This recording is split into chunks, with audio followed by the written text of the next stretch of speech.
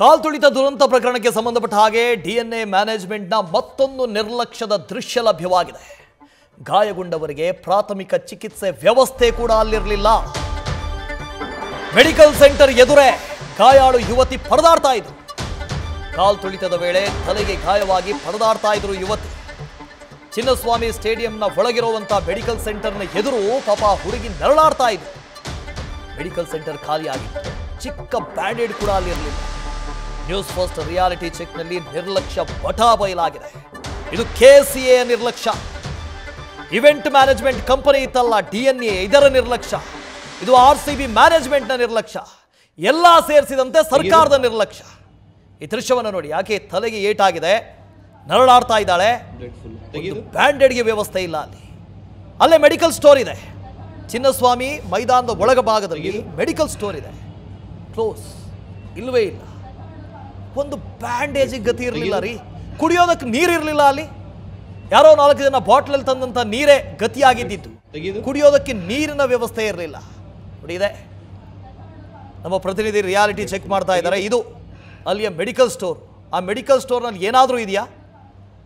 ಬಿದ್ದಿರೋ ಬಾಟ್ಲ್ಗಳಿದ್ದಾವೆ, ಬಿಸ್ಲೇರಿ ಬಾಟ್ಲ್ಗಳು ಮೊನ್ನೆ ಬಿದ್ದಿರೋದು. ಅದು ಬಿಟ್ಟರೆ ಬೇರೆ ಎಂಥದ್ದೂ ಇಲ್ಲ.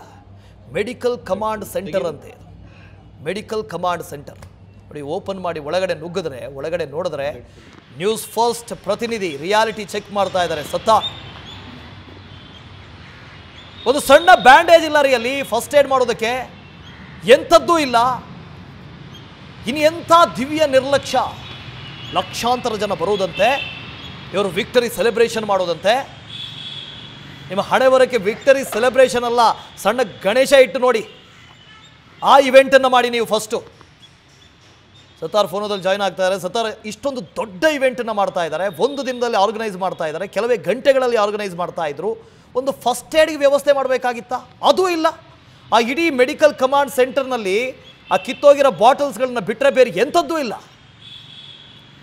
ಖಂಡಿತ ವಾಸ್ತು, ನೀವು ಸಾಮಾನ್ಯವಾಗಿ ಯಾವುದಾದ್ರು ಸ್ಕೂಲ್ ಈವೆಂಟ್ ಆದಂತಹ ಸಂದರ್ಭದಲ್ಲಿ, ಒಂದು ಸ್ಪೋರ್ಟ್ಸ್ ಈವೆಂಟ್ ಆದಂತಹ ಸಂದರ್ಭದಲ್ಲಿ ಅಲ್ಲಿ ಕೂಡ ಬೇಸಿಕ್ ಆಗಿರುವಂತಹ ಒಂದು ಆಂಬುಲೆನ್ಸ್ ವ್ಯವಸ್ಥೆ ಇರುತ್ತೆ. ಜೊತೆಗೆ ಆಂಬುಲೆನ್ಸ್ ಬಿಡಿ, ಅಟ್ಲೀಸ್ಟ್ ಮೆಡಿಕಲ್ ಆದ್ರ ವ್ಯವಸ್ಥೆ ಇರುತ್ತೆ. ಬಟ್ ಇಂತಹ ಜಾಗದಲ್ಲಿ ಲಕ್ಷಾಂತರ ಜನ ಸೇರುವಂತಹ ಜಾಗದಲ್ಲಿ, ಅದೇನು ಹೊಸದಾಗಿರುವಂತಹ ಜಾಗ ಅಲ್ಲ, ಅಲ್ಲಿ ಯಾವುದೋ ಒಂದು ಇವೆಂಟ್ ಆಗ್ತಾ ಇರುತ್ತೆ. ಅಂತಹ ಜಾಗದಲ್ಲಿರುವಂತಹ ಚಿನ್ನಸ್ವಾಮಿ ಸ್ಟೇಡಿಯಂನ ಒಳಗಡೆ ಇರುವಂತಹ ಮೆಡಿಕಲ್ ಕಮಾಂಡಿಂಗ್ ಸೆಂಟರ್ ಏನಿದೆ, ಅಲ್ಲಿ ಯಾವುದೇ ಒಂದು ಸಣ್ಣ ಫೆಸಿಲಿಟಿ ಕೂಡ ಇಲ್ಲ. ಒಂದು ಬ್ಯಾಂಡೇಜ್ ವ್ಯವಸ್ಥೆ ಕೂಡ ಇಲ್ಲ. ಒಂದು ಟಿಂಚರ್ ವ್ಯವಸ್ಥೆ ಕೂಡ ಅಲ್ಲಿಲ್ಲ.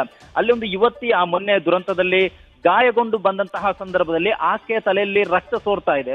ಈ ಒಂದು ಸಂದರ್ಭದಲ್ಲಿ ತುರ್ತಾಗಿ ಆಸ್ಪತ್ರೆಗೆ ಕೂಡ ಹೋಗಕ್ಕೆ ಆಗಲ್ಲ. ಯಾಕಂದ್ರೆ ಇಡೀ ರೋಡ್ ಕಂಪ್ಲೀಟ್ ಆಗಿ ಬ್ಲಾಕ್ ಆಗಿತ್ತು. ಅಲ್ಲಿ ಅಸ್ವಸ್ಥರಾದವರನ್ನೇ ಆಸ್ಪತ್ರೆಗೆ ಸಾಗಿಸಲು ಒಂದು ಆಂಬುಲೆನ್ಸ್ ವ್ಯವಸ್ಥೆ ಇಲ್ಲ. ಅಂತವರನ್ನು ಕೂಡ ಇದು ಆಟೋದಲ್ಲಿ ಕರ್ಕೊಂಡು ಹೋಗ್ತಾ ಇದ್ರು. ಇಂತಹ ಟೈಮ್ನಲ್ಲಿ ಬೇಸಿಕ್ ಆಗಿರುವಂತಹ ಮೆಡಿಕಲ್ ಫೆಸಿಲಿಟಿ ಕೂಡ ಇಲ್ಲ ಅನ್ನೋದು ಸ್ಪಷ್ಟ ಆಗುತ್ತೆ. ಆ ದೃಶ್ಯ ಕೂಡ ಅದನ್ನೇ ಹೇಳ್ತಾ ಇದೆ. ಈ ಒಂದು ಸಂದರ್ಭದಲ್ಲಿ ನಾವು ಕೂಡ ರಿಯಾಲಿಟಿ ಚೆಕ್ ಮಾಡಿದಂತಹ ಸಂದರ್ಭದಲ್ಲಿ ಖುದ್ದು ಆ ಮೆಡಿಕಲ್ ಕಮಾಂಡಿಂಗ್ ಸೆಂಟರ್ ಓಪನ್ ಮಾಡಿದಂತಹ ಸಂದರ್ಭದಲ್ಲಿ ಒಂದು ಸಣ್ಣ ಬ್ಯಾಂಡೇಜ್ ಕೂಡ ಕಾಣಿಸಲ್ಲ.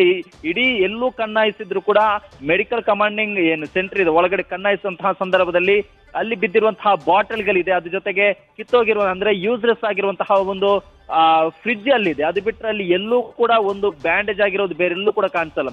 ಇದು ಕೂಡ ಇವೆಂಟ್ ಮ್ಯಾನೇಜ್ಮೆಂಟ್ ಡಿಎನ್ಎ ಏನಿದೆ ಕಂಪನಿಯರ ನಿರ್ಲಕ್ಷ್ಯವನ್ನು ಮತ್ತೊಮ್ಮೆ ಜನರ ಮುಂದೆ, ರಾಜ್ಯದ ಜನರನ್ನು ಎತ್ತಿ ಹಿಡಿತಾ ಇದೆ. ವಾಸ್ತವ. ಓಕೆ, ಥ್ಯಾಂಕ್ ಯು ಸತ್ತಾರ್. ಒಂದು ಕಾರ್ಯಕ್ರಮ ಮಾಡ್ತೀರಿ ಅಂತ ಹೇಳಿದ್ರೆ, ಒಂದು ಇವೆಂಟ್ ಮಾಡ್ತೀರಿ ಅಂತ ಹೇಳಿದ್ರೆ, ಎಮರ್ಜೆನ್ಸಿಗೆ SOP ಅನ್ನೋದು ಸ್ಟ್ಯಾಂಡರ್ಡ್ ಆಪರೇಟಿಂಗ್ ಪ್ರೊಸೀಜರ್ ಇಂತಿಂಥದ್ದು ಇರಬೇಕು. ಹೀಗೆ ಕಾರ್ಯಕ್ರಮ ಆಗಬೇಕು. ಅಲ್ಲೊಂದು ಫೈರ್ ಬ್ರಿಗೇಡ್ ಇರಬೇಕು, ಜೊತೆಗೆ ಮೆಡಿಕಲ್ ಫೆಸಿಲಿಟಿ ಇರಬೇಕು, ಡಾಕ್ಟರ್ಸ್ ಇರಬೇಕು, ಆಂಬ್ಯುಲೆನ್ಸ್ ಇರಬೇಕು. ಈ ಥರದ್ದೆಲ್ಲ SOP ಇರುತ್ತೆ. ಇಂಥ ದೊಡ್ಡ ಇವೆಂಟನ್ನು ಮಾಡ್ತಾ ಇದ್ದೀರಿ, ಒಂದು ಬ್ಯಾಂಡೇಜ್ಗೆ ಗತಿ ಇರಲಿಲ್ಲ. ಆಂಬ್ಯುಲೆನ್ಸ್ ಬಿಟ್ಟಾಕಿ, ದೂರದ ಮಾತು, ಅದು ಬ್ಯಾಂಡೇಜೇ ಇರಲಿಲ್ಲ. ನೋಡ್ರಿ, ಅಲ್ಲಿ ನರಳಾಡ್ತಾ ಇದ್ದಾರೆ. ಪೊಲೀಸರು ಹೊತ್ಕೊಂಡು ಹೋಗ್ತಾ ಇದ್ದಾರೆ. ಒಂದು ಆಂಬ್ಯುಲೆನ್ಸ್ ಗತಿ ಇಲ್ಲ. ಹೇಳೋದಕ್ಕೆ RCB 600-700 ಕೋಟಿ ರೂಪಾಯಿ ಇಡೀ ಫ್ರಾಂಚೈಸಿಯ ವೆಲ್ತು, ನಮ್ಮದು ಸರ್ಕಾರ, ಕರ್ನಾಟಕ ಲೀಡಿಂಗ್ ಸರ್ಕಾರ, ಅದು ಇದು ಎಂಥೆಂಥದ್ದೋ ಮಾತುಗಳು. ಇಲ್ಲಿ ನೋಡಿದ್ರೆ ಗೊತ್ತಾಗತ್ತೆ ನಿಮ್ಮ ಹಣೆ ಬರಗಳನ್ನ. ಒಂದು ಬ್ಯಾಂಡೇಜ್ಗೆ ಗತಿ ಇಲ್ಲ.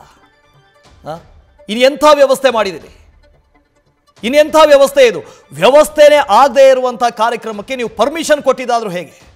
ಪರ್ಮಿಷನ್ ಇಲ್ಲ ಅಂತ ಹೇಳ್ತಾ ಇದ್ದಾರೆ ಪೊಲೀಸರು. ಅಂಥ ಅನುಮತಿ ಇಲ್ಲದ ಕಾರ್ಯಕ್ರಮಕ್ಕೆ ನಮ್ಮಿಂದ ಹೋಗಿದಾರಲ್ಲಪ್ಪ. ಅಲ್ಲಿ ಹೋಗಿ ಜೈ ಜೈ ಜೈ ಜೈ ಅಂದ್ರಲ್ಲ RCB ಅಂತ. ಟ್ರೋಫಿಗಳನ್ನು ಎತ್ತೆತ್ತಿ ಹಿಡಿದು ಮುತ್ತಿಕ್ಕದ್ರಲ್ಲ, ಗ್ಯಾಲರಿಯಲ್ಲಿ ಕೂತ್ಕೊಂಡು ಕೈ ಬೀಸಿದ್ರಲ್ಲ, ಹೇಗೆ ಹೋದ್ರಿ? ಒಂದು ಬೇಸಿಕ್ ಫೆಸಿಲಿಟಿ ಇಲ್ಲ, ಎಮರ್ಜೆನ್ಸಿಗೆ ಬೇಕಾದಂಥದ್ದು ಏನೂ ಇಲ್ಲ. ಅಲ್ಲಿ ಯಾರಾದರೂ ಜೀವ ಕಳ್ಕೊಂಡ್ರೆ ಏನಪ್ಪ ಮಾಡೋದು ಒಂದು ಸಣ್ಣ ಯೋಚನೆಯೂ ಬರಲಿಲ್ವ ನಿಮಗೆ? ಇದೆಂಥ ಇವೆಂಟ್ ಮ್ಯಾನೇಜ್ಮೆಂಟ್ ಕಂಪನಿ ಅದು DNA?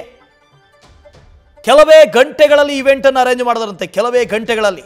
ಏನು ಮಾಡದಿರೋ ಇವೆಂಟ್ ಯಾವನ್ ಬೇಕಾದ್ರೆ ಅರೇಂಜ್ ಮಾಡ್ಬೋದು. ನಿಮ್ಮ ಇವೆಂಟ್ ಮ್ಯಾನೇಜ್ಮೆಂಟ್ ಬೇಕಾ ಅದಕ್ಕೆ? ಎಂಥ ನಿರ್ಲಕ್ಷ್ಯ! ಲಕ್ಷಾಂತರ ಸಂಖ್ಯೆಯಲ್ಲಿ ಅಭಿಮಾನಿಗಳು ಬರ್ತಾರೆ ಅಂತ ಗೊತ್ತಿದೆ ಅವರಿಗೆ. ಒಂದು 10-15 ನಿಮಿಷಗಳಲ್ಲಿ ಇಡೀ ವೆಬ್ಸೈಟ್ ಹ್ಯಾಂಗ್ ಆಗಿದೆ, ಟಿಕೆಟ್ಗಳು ಸೋಲ್ಡ್ ಔಟ್ ಆಗಿದ್ದಾವೆ, ಪಾಸ್ಗಳು ಸಿಗ್ತಾ ಇಲ್ಲ. ಇಷ್ಟರಲ್ಲೇ ಗೊತ್ತಾಗಬೇಕು ಬೇಡವೋ ಎಷ್ಟು ಮಟ್ಟಿಗೆ ಅಭಿಮಾನಿಗಳು ಬರ್ತಾರೆ ಅಂತ? ಸಣ್ಣ ಯೋಚನೆ ಇಲ್ಲ, ಒಂದು ಸಣ್ಣ ಯೋಚನೆ. ಅದೇನು ರಾಕೆಟ್ ಸೈನ್ಸಾ ಅದು? ರೀ ನಮಗೆ ಗೊತ್ತಾಗುತ್ತೆ ರೀ, ಜನ ಜಾಸ್ತಿ ಬರ್ತಾ ಇದ್ದಾರೆ, ಎಲ್ಲ ಗೇಟ್ಗಳನ್ನು ಓಪನ್ ಮಾಡೋಣ, ಅಥವಾ ನಾವೇ ಅನೌನ್ಸ್ ಮಾಡೋಣ, ಕಾರ್ಯಕ್ರಮಕ್ಕೆ ಇಷ್ಟೇ ಸಾಕು, ಒಳಗಡೆ ಬರಬೇಡಿ, ಹೊರಗಡೆ LED ಸ್ಕ್ರೀನ್ ಹಾಕ್ತೀವಿ, ಅಲ್ಲೇ ನೋಡ್ಕೊಳ್ಳಿ. ಈ ಥರದ್ದಾದ್ರೂ ಏನಾದರೂ ಹೇಳಬೇಕಾ? ಇದೇನು ರಾಕೆಟ್ ಸೈನ್ಸಾ ಇದು? ನ್ಯೂಸ್ ಫಸ್ಟ್, ನಿರ್ಭೀತಿಯಿಂದ ನಿಮ್ಮ ಪರವಾಗಿ.